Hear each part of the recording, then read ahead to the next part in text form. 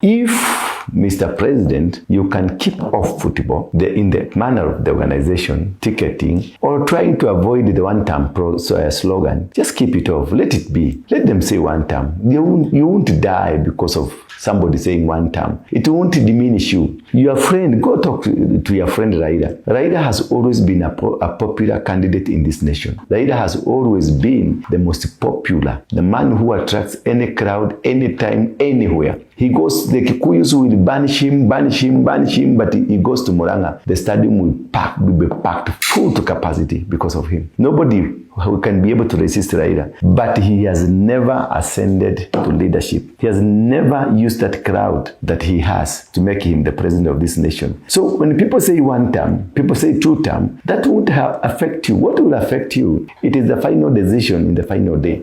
Because it can change. We loved Matiba so much. The people decided to remember those slogans. And every Kikuyu and every person and most people of Kenya, including the Luya community, you remember those days of Chiviri Chiviri. And Chiviri Chiviri was Martin Chukuku and many others who were supporting Matiba. And the entire nation was for Matiba. But nothing happened. Matiba didn't become a president. He lost it.